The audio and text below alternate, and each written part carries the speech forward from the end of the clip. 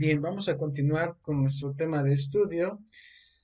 Vamos a hablar hoy acerca de la derivada de una función. Bueno, nosotros, eh, tal vez ustedes también han llevado algún curso de cálculo diferencial eh, en en su nivel de estudio anterior, pero bueno, aquí recuerden que ya estamos a nivel universidad y pues necesitamos nosotros más bases, más fundamentos para poder resolver los problemas que cotidianamente nos invaden, y en especial en la ingeniería. Por eso estudiamos las ciencias básicas, porque eh, todo lo que nosotros estudiamos en nuestras áreas, o sea, ingeniería bioquímica, ingeniería civil, ingeniería mecatrónica, pues son los fundamentos, son las bases para que nosotros lleguemos a entender y comprender bien lo que otros autores hicieron a lo largo de la historia, pues en nuestras áreas. Por ejemplo, en el área de civil, ustedes sabrán más adelante, se darán cuenta cuando lleven el curso de ecuaciones diferenciales, que hay otro tipo de ecuaciones, así como nosotros nos platicaron en álgebra elemental, de que tienes una ecuación, podemos decir de grado 2 de grado 3. Aquí en el cálculo diferencial las definimos como funciones polinómicas. Entonces, una ecuación, pues en donde te dice, ¿sabes qué? Pues tienes x al cubo más x es igual a cero, y nuestro objetivo es hallar esos valores. Pero se dieron cuenta que en el transcurso del tiempo, eh, eh, eh, varios personajes muy importantes, algunos de ustedes ya los conocen, pues nos empezaron a dar las bases para esta parte de la derivada. Incluso se dieron cuenta que también había ecuaciones en donde podían contener derivadas. Y efectivamente, me refiero a las ecuaciones diferenciales, que son otro tipo eh, de curso, ¿sí? Es esa línea de otro costal, pero pues se dieron cuenta los matemáticos del siglo XVIII que había otro tipo de problemas, y es en donde nosotros en el área de civil pues, enfrentamos cuando diseñamos estructuras, e incluso los programas que a veces nos vende, llámese SAP 2000, llámese TAPS, llámese StatPro, pues tienen esa parte de la matemática, resuelven ya de manera programada porque ya están programados ahí esas ecuaciones diferenciales para que nosotros podamos observar las deformaciones que están sujetas a los elementos estructurales, esas cargas externas. Pueden ser cargas vivas, cargas muertas, pudieran ser también cargas de sismo, de viento, de nieve. Aquí en México no tenemos esa parte de considerar nieve, pero si ustedes se van más al norte, por ejemplo en Estados Unidos, y ustedes llegan a trabajar por ese país, pues en el área de estructuras, pues ahí tendrían que considerar otras cargas. Bueno, entonces, pues vamos a platicar, repito nuevamente, acerca de la derivada. Bueno, ustedes sabrán que los creadores del cálculo diferencial fueron el inglés Isaac Newton y el alemán Gottfried Leibniz, que son grandes científicos de los siglos XVII y XVIII, los cuales sistematizaron y generalizaron ideas previas para la construcción del cálculo. Ideas abordadas desde la antigüedad por grandes personajes como Kepler, René Descartes, Pierre de Fermat e incluso Galileo Galilei. Bien, Isaac Newton, muchos de ustedes lo conocen. Él es matemático, físico, astrónomo inglés, nacido en Worcester el día de Navidad, imagínense, de 1642, y muerto en Londres de 1727. Se inmortalizó por el descubrimiento de las leyes de la mecánica y la gravitación universal, su aplicación de la descomposición de la luz en diferentes colores, y por sus nobles trabajos relativos al álgebra y la geometría, así como a la invención del cálculo diferencial. Gottfried Leibniz fue un filósofo matemático, jurista, bibliotecario y político alemán. Fue uno de los grandes pensadores de los siglos XVII y XVIII y se le reconoce como el último genio universal. Inventó el cálculo infinitesimal independientemente de Newton y su notación es la que se emplea desde entonces. Johannes Kepler fue una figura clave en la revolución científica, astrónomo y matemático alemán, fundamentalmente conocido por sus leyes sobre el movimiento de los planetas en su órbita alrededor del Sol. También tenemos a Pierre de Fermat, que fue un jurista y matemático francés apodado por Eric Temple con el sobrenombre de Príncipe de los Aficionados. Bueno, pues aquí se los comento así a grandes rasgos quiénes fueron cada uno de estos autores. Bien, Ángel Ruiz plantea en su libro Historia y Filosofía de las Matemáticas que fueron cuatro problemas los que motivaron la creación del cálculo. El primer problema fue la determinación de la velocidad y la aceleración de un cuerpo si se conoce la distancia en función del tiempo. El segundo fue el cálculo de longitudes, áreas y volúmenes determinados por curvas o superficies. El tercero fue determinar cuando una función alcanza un valor máximo o mínimo. Y el último problema estaba asociado a la geometría y era cómo calcular las rectas tangentes normales a una curva en un punto. Bien, esos eran los cuatro problemas eh, que se tenían que resolver en ese siglo. Bien, Newton y Leibniz demostraron que con métodos infinitesimales se resolvían los anteriores problemas planteados. Fermat, en el año de 1638, presentó un método para encontrar máximos y mínimos en una ecuación algebraica, la cual fue generalizada años después por el holandés Jonas Hooke. Bien, también tenemos que Fermat descubrió un método para calcular la pendiente de una recta tangente a una curva algebraica antecedente del concepto de la derivada. Este método se puede reducir al cálculo de un límite. Aquí ustedes ya trabajaron el tema de límites, eh, ya se les haría sencillo identificar en un libro, identificar algún otro, en algún documento, que un límite, pues, se expresa o se escribe como lim. Como lim, en este caso, déjenme ponerles una pizarra, que se las escriba.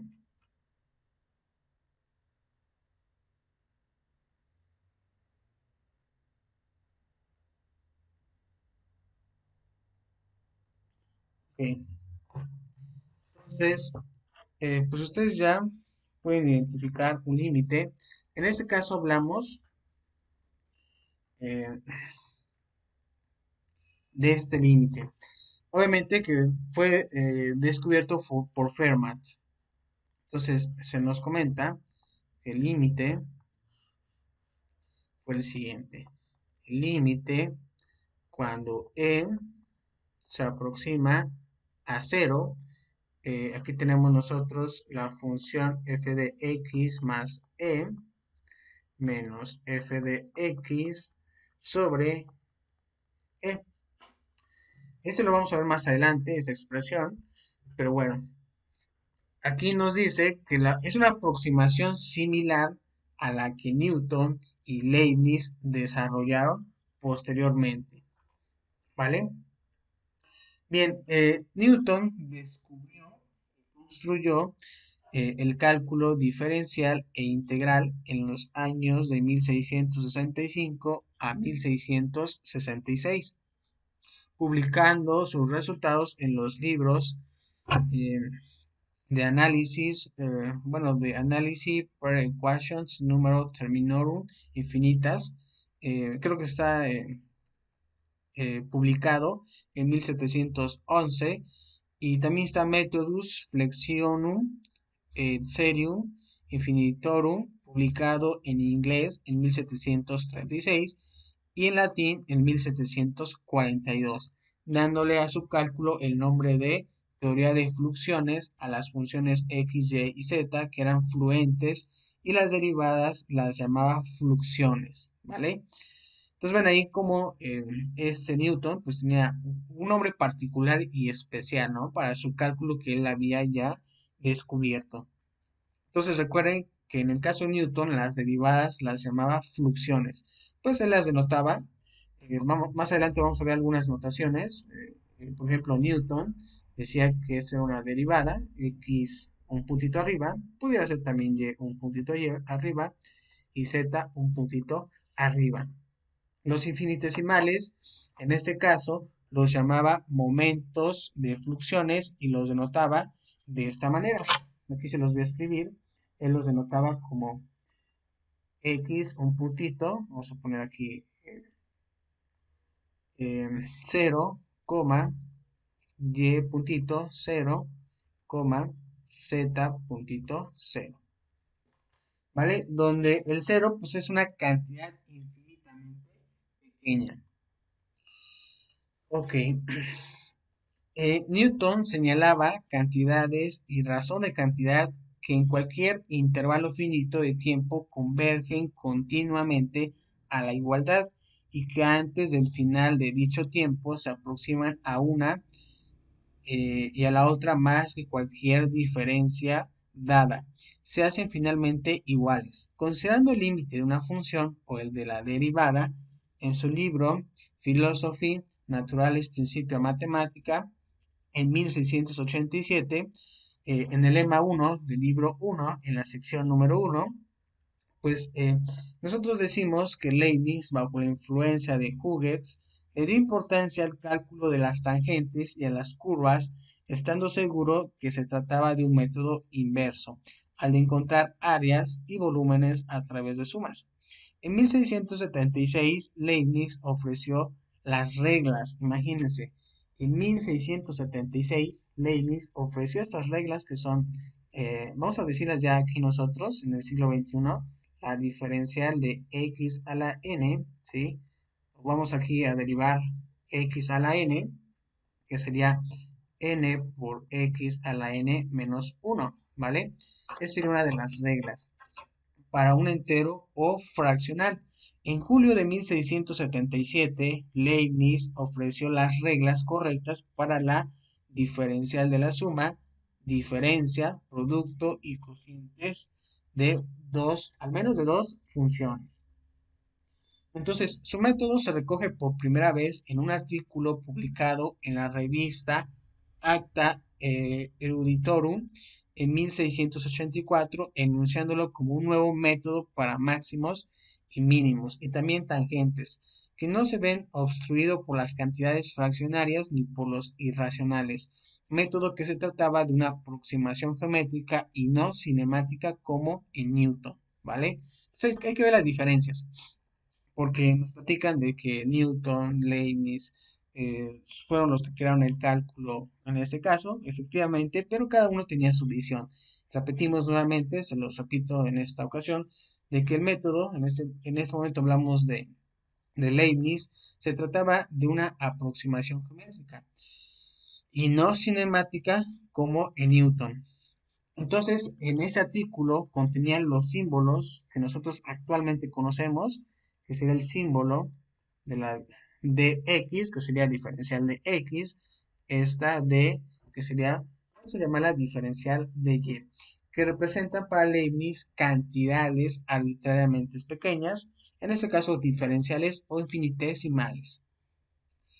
con las cuales construyó su cálculo diferencial, también llamado cálculo de tangentes, y las siguientes reglas. Para él, eh, para el Leibniz, tenemos estas reglas, que es dx por y, que es igual a x por la diferencial de y más y por la diferencial de x. Ven, aquí es un producto en el caso de las diferenciales. Y tenemos aquí también de x sobre y es igual a y por la diferencial de x menos x por la diferencial de y sobre y cuadrada. Y también tenemos esta de x a la n, que sería n por x a la n menos 1 diferencial de x. Entonces, esas son las reglas eh, que construyó su cálculo diferencial Leibniz. Bien, y señalaban que si la diferencial de y, ¿sí? Aquí voy a escribir que si la diferencial de y era igual a cero para valores extremos relativos, o en este caso, que la diferencial, ven aquí eh, de grado 2 es igual a cero para los puntos de inflexión, introduciendo el término de cálculo diferencial de diferencias, en este caso, pero antes había usado la expresión methodus tangentium directa, ¿sí? El método de la tangente directa, si lo queremos expresar aquí en nuestro castellano. Ok, entonces, en el siglo XIX, la función derivada logra su reconocimiento social, científico y matemático con mayor rigor a partir de Niels Abel, Bernard Bolzano, Agustín Cauchy, Carl Weierstrass, entre los más reconocidos. En el caso de Bolzano, en 1817, quien definió por primera vez la derivada como un límite, la cantidad f de x a la que la razón, según para él, para Bolzano, que vamos a escribir, para Bolzano, pues sería su primera vez de la derivada como un límite, la escribió de esta manera, que fue f, escribirlo, f de x más, aquí tenemos ese triangulito invertido, x menos f de x, esto sobre este triangulito, ¿sí? Que sería X. En donde para nosotros se aproxima indefinidamente cuando este triangulito invertido, ¿sí? De X se acerca, a este caso, a cero, a través de valores positivos y también negativos. Es algo que vimos nosotros, estudiamos en la unidad número 3 o la unidad anterior, cuando nosotros queríamos aproximarnos a un punto de acumulación, ya sea de izquierda o derecha. Eso es lo que nosotros trabajamos como límites laterales. Bien, entonces, pues esa sería la expresión de Bolzano. Y luego Cauchy describió la derivada en su libro Resumen des Leçons sur le cálcul infinitesimal, la tercera lección, cuando la función y es igual a f de x. Vamos aquí a hacer una división. Aquí vamos a decir que Cauchy decía que cuando la función y es igual a f de x, es continua entre dos límites dados de la variable x y se asigna a esta variable un valor comprendido entre dichos límites. Un incremento infinitamente pequeño de la variable pues produce un incremento infinitamente pequeño de la función. Por consiguiente, si nosotros sabemos que por parte de Bolzano, esta aproximación que él hacía, ¿sí? Vamos a poner que fuera igual a i, entonces los dos términos de la razón entre las diferencias serán dos cantidades infinitamente pequeñas. Sin embargo, mientras estos dos términos se aproximan indefinidamente y simultáneamente al límite cero, la razón podrá converger a otro límite positivo o negativo, y este límite es el siguiente. Él se nos escribía, tenemos aquí eh, cantidades pequeñas o incrementos, vamos a llamarlo aquí y aquí vamos a llamar otro incremento que va a ser x, y esto sería igual a f de x más y menos f de x sobre y, ¿vale? Es lo que se nos expresaba en este caso por parte de Cauchy.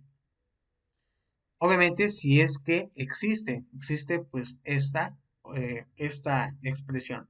Entonces, tiene un valor determinado para cada valor particular de x.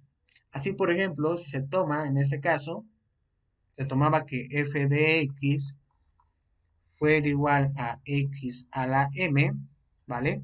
Siendo m un número entero, esa es la condición, de esa manera hay que visualizarlo ahorita. Entonces, la razón entre las diferencias infinitamente pequeña será de esta manera. Se nos decía entonces que la función f de x más y menos f de x, esto sobre y será igual a m por x a la m menos 1 más, en este caso, m por m menos 1 sobre 1 por 2 por x a la m menos 2 y así sucesivamente. Si aquí ponemos tres puntitos más y a la m menos 1, ¿vale?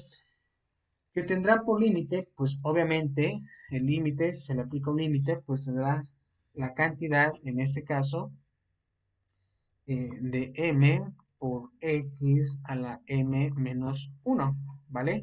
Es decir, una nueva función de la variable x llamada función derivada y se asigna por la notación, él decía que su notación era y', ¿sí? O f' de x. Eso según lo que nos platicaba, en este caso, Cauchy. Pero bueno, el tratamiento del infinito es otro de los símbolos que a los griegos eh, fue uno de los mayores problemas trascendentes, no solo por las implicaciones de sus matemáticas, sino por la relación que tenía el concepto con las concepciones ideológicas. Ese, eh, ese tratamiento, ¿no? Que le dieron por parte del infinito. Si ustedes recuerdan esa rama, esa área, esas palabras, ese concepto, eh, en el caso de Pitágoras, fue uno de los primeros en definir lo infinito, afirmando para él que la evolución es la ley de la vida, ¿sí? La evolución es la ley de la vida, el número es la ley del universo y la unidad es la ley de Dios, amarrando el infinito pues a la divinidad. Según eso fue para él, eh, este matemático Pitágoras. Ustedes ya lo saben, pero pues bueno, aquí se los platico porque pues es muy interesante esa parte eh, de las matemáticas, en especial para ustedes que son aficionados, ahorita algunos ya son aficionados del cálculo diferencial. Imagínense, eh, les va a llamar más la atención el cálculo integral. Si les llama más la atención el cálculo integral, pues más les va a llamar la atención el cálculo vectorial y así sucesivamente. Bien, aunque fueron los pitagóricos los primeros en trabajar con el infinito, fue Aristóteles el primer teórico del infinito potencial quien lo consideraba como lo que no se deja recorrer y carece de límite. Entonces, para él, pues tenía ese significado, lo que no se deja recorrer y carece de límite. ¿Vale? Años después, las teorías matemáticas que permiten manejar el infinito como una cantidad, es decir, lo infinitamente pequeño y lo infinitamente grande, porque recuerden ustedes que ya estudiamos en la unidad número 1 el conjunto de los números reales, y pues trabajamos ahí cantidades muy grandes. Obviamente el infinito no es un número real. Entonces teníamos el infinito negativo, el infinito positivo. Entonces, han tenido una larga historia que aún no termina y que actualmente se conoce como matemática no estándar, por un lado, y por otro como geometría diferencial sintética. Estas teorías iniciaron con Demócrito y Arquímedes, quienes afirmaron que la línea estaba constituida por segmentos de longitud infinitamente pequeña. Por ejemplo, una circunferencia es un polígono regular cuyos lados son infinitesimales o infinitésimos, ¿vale? Pero bueno, esta, esas expresiones, incluso tema, Leibniz consideraba que los infinitesimales positivos, como números que son mayores que cero, pero menores de todos los reales positivos, para él los infinitesimales son incomparables. ¿Por qué?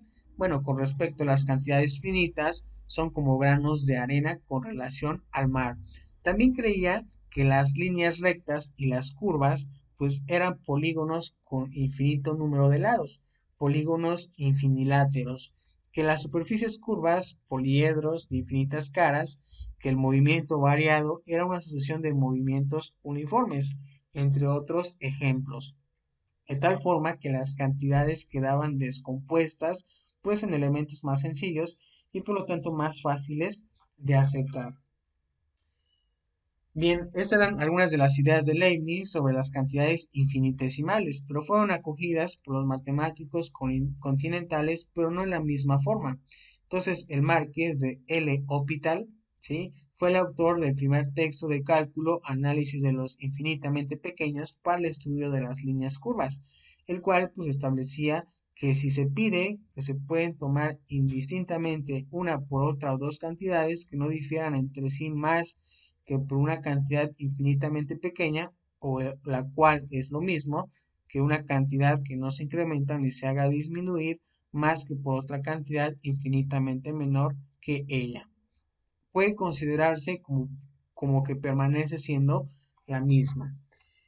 Bien, entonces, según Luis Cauchy, en su libro de curso de análisis, definió que una infinitesimal o cantidad infinitamente pequeña, como una variable con cero como límite, se dice que una cantidad variable es infinitamente pequeña cuando su valor numérico decrece indefinidamente de tal forma que converge hacia el valor cero. Entonces, en el caso de los límites, cuando los sucesivos valores atribuidos a una variable se aproximan indefinidamente a un valor fijo, hasta acabar difiriéndose muy poco de él, haciéndose tan pequeña como uno desee, este último valor fijo, ¿sí?, se llama el límite de todos los otros. Bien.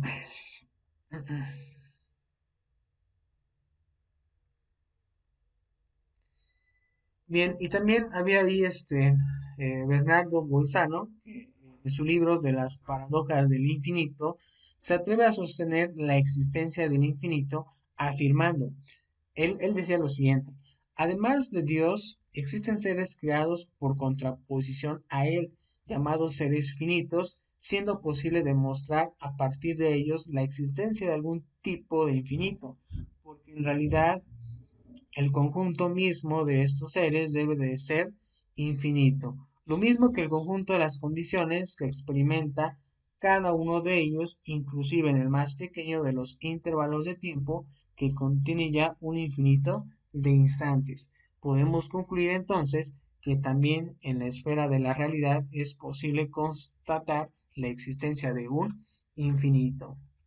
Fueron palabras, pues, de nuestro eh, personaje Bolzano. Bien, a grandes rasgos, les he platicado un poco de la historia que llevó al cálculo, a la creación del cálculo diferencial, en este caso, y bueno, nuestro siguiente tema de estudio sería atacar este concepto de la derivada.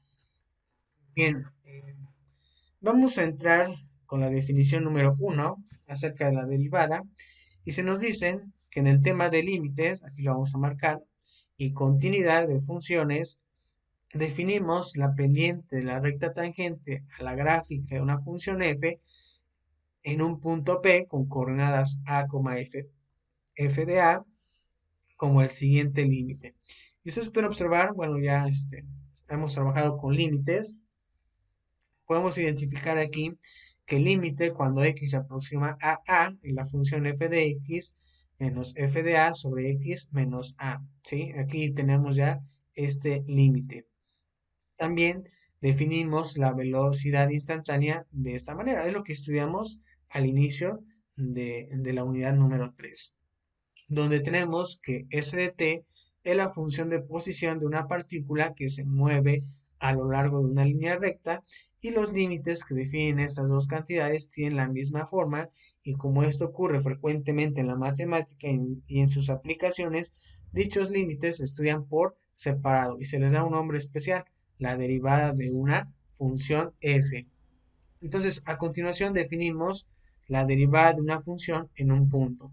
Y tenemos la definición número 1, en donde se nos comenta que si f es una función definida en un intervalo abierto que contiene a, la derivada de f en a se nota por f' de a y está dada de esta manera. Tenemos aquí nuestro límite. Obviamente, eso se expresa como f' de a. Y tenemos aquí el límite cuando x se aproxima a en la función f de x menos f de a sobre x menos a. Obviamente si el límite existe. Bien, tenemos aquí información adicional donde se nos dice que en esta definición si hacemos nosotros que h sea igual a x menos a, ¿sí? Entonces x deberá de ser a más h y x se aproxima ¿a quién? A, que es equivalente a decir que h se aproxima a cero, por lo que la definición anterior de derivada puede formularse como sigue.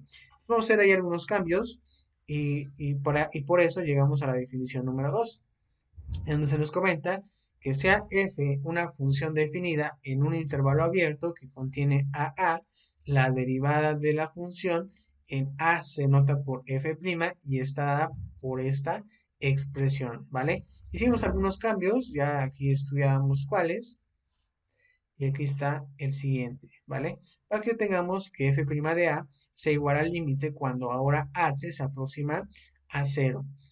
En ese caso tenemos la función evaluada en a más h menos f de a sobre h. Obviamente si este límite existe. El símbolo que tenemos aquí se lee f' de a. Y la frase f' de a existe significa que el límite en las definiciones anteriores de la derivada de una función también existe. En el caso de que f' de a existe, decimos que la función f es diferenciable, pues en ese punto a, que es diferenciable en a o que tiene una derivada, pues en ese punto a. La definición siguiente proporciona dos aplicaciones de la derivada. Y tenemos la definición número 3, que son aplicaciones de la derivada, recuerden esa parte, en donde tenemos que el punto número 1 se refiere a la recta tangente, en este caso la pendiente de la recta tangente a la gráfica de f, en el punto que tenemos aquí de a, f de a, es f' de a. Y nosotros tenemos el punto número 2 que se refiere a la velocidad instantánea. Si un punto P se mueve a lo largo de una recta coordenada, de manera que en el instante t su coordenada es s de t, entonces su velocidad instantánea t es s' de t. Entonces podemos decir que las definiciones 1 y 2 que acabamos de analizar hace un momento, pues proporcionan en este caso la definición de la derivada de una función en un punto de acumulación A. A continuación vamos a estudiar la definición 4, que la definimos ya como la derivada de una función en un intervalo. Y vamos a estudiar la definición 4, que donde se nos comenta que una función f es diferenciable en un intervalo abierto. Vean ustedes aquí, tenemos el intervalo abierto de A hasta B, si lo es en todo punto del intervalo abierto. Ahora, esta definición también es válida para los intervalos infinitos. Por ejemplo, aquí tenemos de A hasta infinito, es un intervalo abierto, de menos infinito a, o bien todo el conjunto de los números reales. Para intervalos cerrados, utilizamos una convención que es análoga a la utilización de la definición de continuidad de una función en un intervalo cerrado, algo que ya habíamos estudiado Pues en la unidad número 3, ¿vale? Entonces llega la definición número 5, en donde nos dicen que una función f es diferenciable en un intervalo cerrado si lo es primero, recuerden esa parte que estudiamos en la unidad anterior, en la 3, en un intervalo abierto de a, b. Y los límites, ven aquí tenemos un límite lateral, tenemos f', aquí tenemos más de a, es igual pues a un límite cuando h se aproxima a cero. Recuerden que esto sería por la derecha en f de a más h menos f de a sobre h, ¿vale? Y también tenemos el otro límite lateral, ¿sí? Por la izquierda, si es que existen.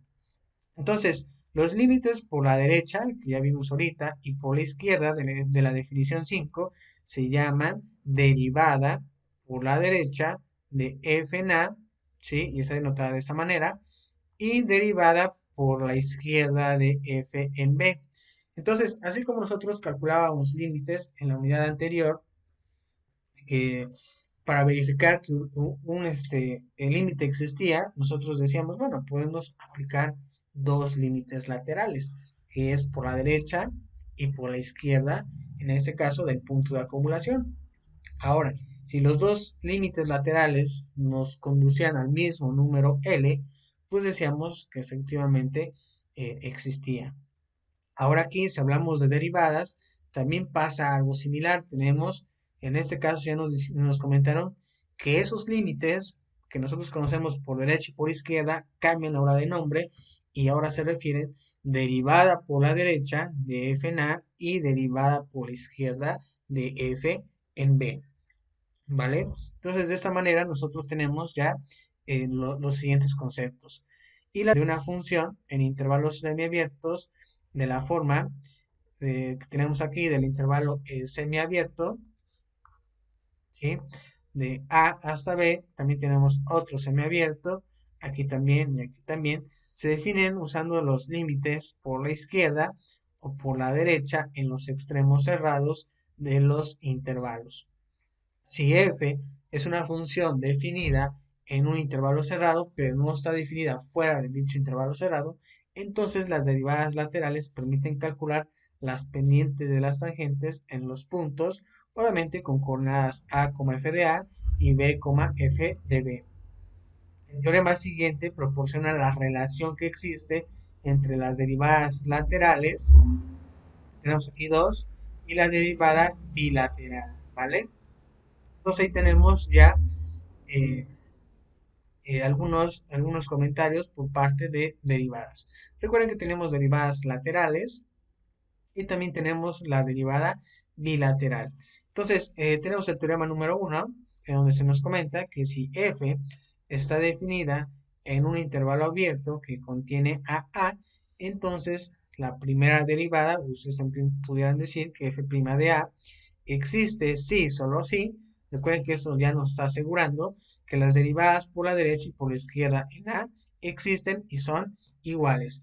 Entonces, en vez de que yo calcule la derivada en un punto de acumulación, obviamente que esté definida en un intervalo abierto, pues si yo observo eh, que las derivadas por la derecha y por la izquierda existen y son iguales, ¿vale? Entonces ahí el teorema número 1 nos afirma esa opción, ¿vale?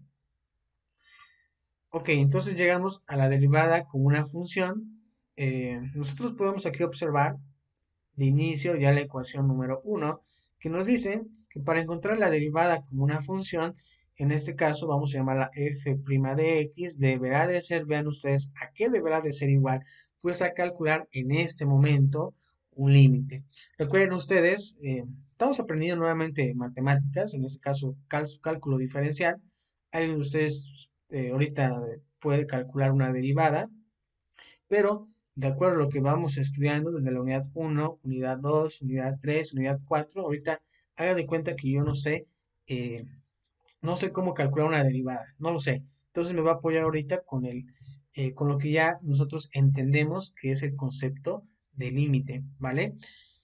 Poco a poco vamos a ir encontrando las fórmulas eh, para derivar, esas que tienen ustedes en sus formularios, ¿vale?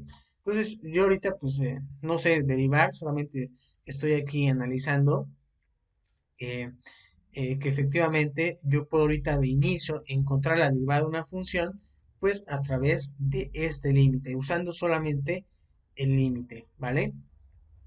Entonces, tenemos aquí que el valor de la función que tenemos aquí f' en x está por el siguiente límite o por un límite unilateral.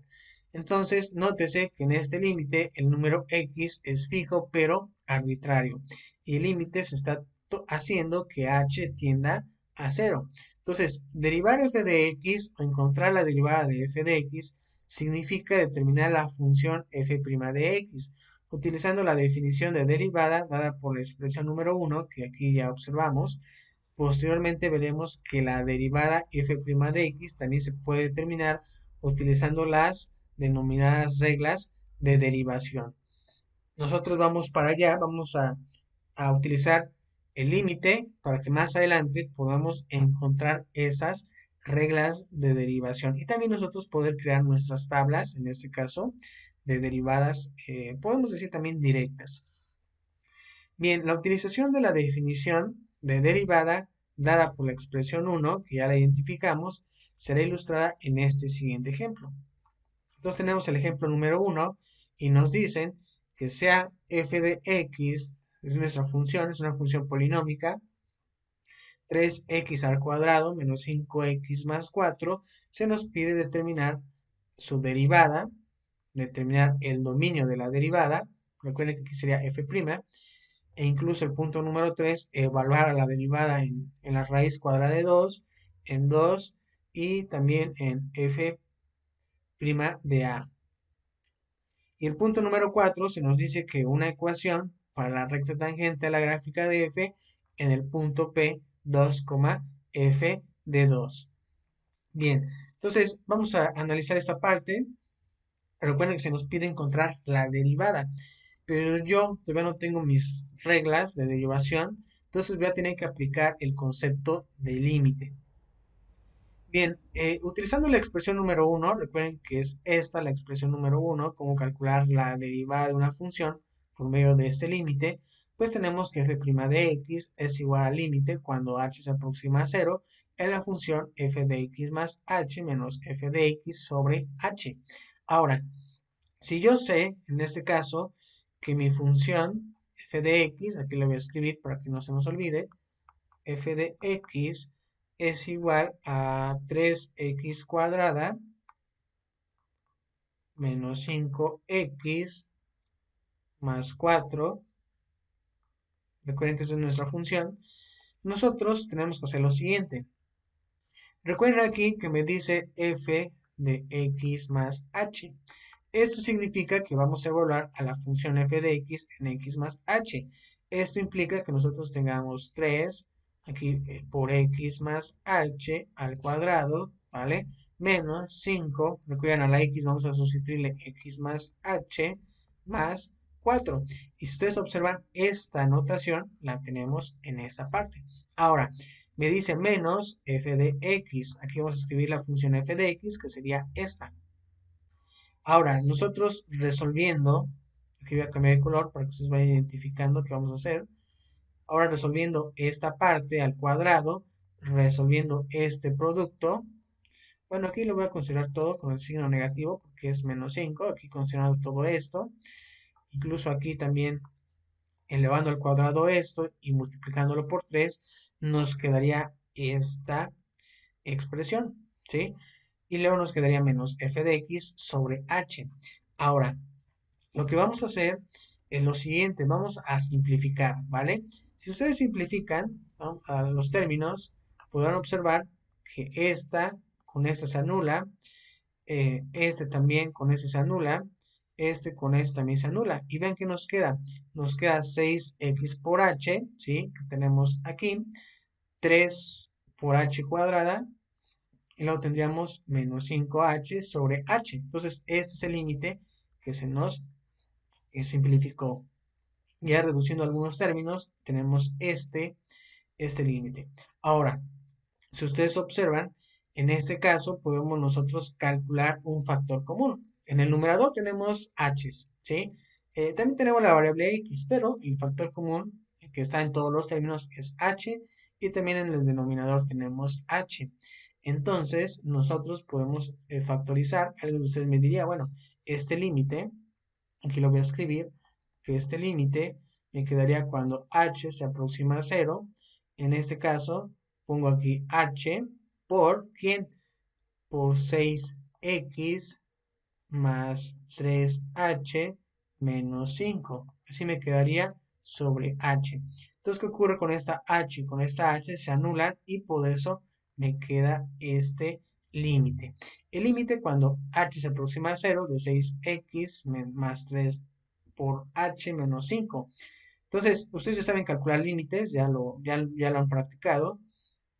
Aquí pues alguien me diría, bueno, tenemos aquí una adición, luego tenemos una sustracción, aplicando el teorema número 8 de nuestra unidad número 3, pues nos quedaría así. Tenemos el límite, en este caso cuando h se aproxima a 0, para 6x lo tendríamos más el límite cuando h se aproxima a 0 para 3h menos el límite de 5 cuando h se aproxima a 0. Ustedes saben bien que este límite no tiene la variable h, entonces se considera como una constante y recuerden que el límite de una constante pues sería 6x. Aquí luego tenemos el siguiente límite, si tiene h, en este caso cuando nosotros nos aproximamos a h en 0, pues esto se está aproximando a 0 y el límite de una constante, pues me está dando una constante.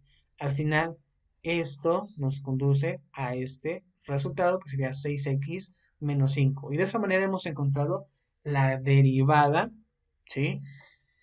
Hemos encontrado f' de x.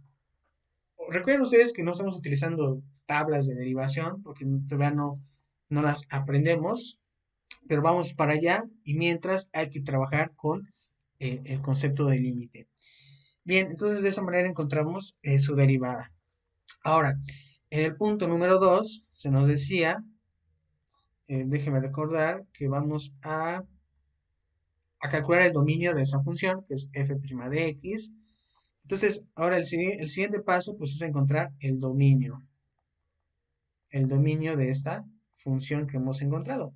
Si ustedes observan, la derivada existe para todo número real de x, por lo tanto el dominio de f' es todo el conjunto de los números reales. Es algo que estudiamos en la unidad número 2. Nosotros sabemos que el dominio de un polinomio, en este caso lineal, que sería 6x menos 5, pues le corresponde el conjunto de los números reales. Es algo que nosotros ya aprendimos desde la unidad, repito, unidad 2. Ahora, el punto número 3 ya se nos pedía evaluar la función en algunos puntos. Por ejemplo, tenemos nosotros que vamos a evaluarlo, si es que no me equivoco, aquí lo tenemos, en f' la raíz cuadrada de 2, en f' de 2 y también en f de a. Vean ustedes que nosotros tenemos f de x, f' de x, en ese caso, f' de x vale 6x menos 5. Si la evaluamos en la raíz cuadrada de 2, nos quedaría ese resultado. Solamente a x se sustituye por ese número. Luego tenemos aquí en 2, vamos a sustituirlo en la derivada. Pues me quedaría 6 por 2 menos 5, nos da un resultado de 7. Y si yo la sustituyo en a, en f' de a, pues me quedaría 6a menos 5. ¿Vale? Y hicimos el paso número 3, hay hacer una evaluación. Y recuerdo que el punto número 4 nos decía, pues, calcular una ecuación para la recta tangente a la gráfica en este punto. Entonces, vamos a calcular esa ecuación de la recta. Y nosotros tenemos que si nos piden, recuerden que el punto es 2, f de 2. Aquí, recuerden que el punto está dado por x, y. Entonces, para encontrar el valor de y en este punto, en este par ordenado, nosotros tenemos que sustituir a la función en 2. Si ustedes observan, ya lo estamos haciendo aquí, sustituimos la función f de x, no f', es f de x que es igual a 6. Entonces nuestro par ordenado, nuestro punto tendría 2,6. Ahí se encuentra en ese caso. Bien, entonces por inciso 1 de la definición 3, la pendiente de la recta tangente en el punto P sería la siguiente. Recuerden ustedes que vamos a calcular la pendiente. Ya habíamos estudiado una definición, la 3, que nos decía que para calcular la pendiente, pues prácticamente hay que evaluarla a la derivada en ese punto. Y en ese caso, recuerden que el punto en x es 2. Por eso, al evaluar la derivada, en el punto 2 nos está dando 7, que es algo que ya habíamos descubierto aquí, ¿verdad? Aquí ya lo hemos hecho, aquí lo marco de color amarillo. Ya lo habíamos hecho y por eso nos dice que la pendiente es 7. Recuerden ustedes que para encontrar la ecuación de una recta tangente en un punto A, nos vamos con esta ecuación de y menos y subíndice 0 es igual a m por x menos x0. Ahora, nosotros ya sabemos que la pendiente, ¿cuánto vale? 7 por la derivada que hemos calculado. Y este y0, pues se refiere a este punto, que sería x0 y y0. Vean cuánto vale y0, vale 6. Entonces tendríamos aquí y menos 6 es igual a 7, que la pendiente por x. ¿Y cuánto vale x0? Pues vale 2. Así nos quedaría. Por eso la tenemos expresada en esta parte. Ahora, si nosotros quisiéramos simplificar esta expresión, pues me dirían, bueno, aquí sería y menos 6 es igual a 7x menos 14. Y estos dos términos los cambiamos de miembro, nos quedaría de esta manera, que sería 7x menos y menos 8. Entonces, esa sería la ecuación de una recta, obviamente tangente al punto P. El punto P pues sería este. Bien, entonces pues nos quedaríamos en este ejercicio y en la siguiente sesión pues trabajaríamos el ejemplo, el ejemplo 2. Ok, entonces terminamos por esa sesión y nos veríamos en la siguiente. Ahora, si recuerden ustedes que si tuvieran alguna duda, algún comentario, pues lo pueden hacer en la plataforma de Moodle, por favor, hágalo ahí, en la parte de asesorías, ahí donde se sube en la videoclase, ustedes pueden ahí mandar sus preguntas.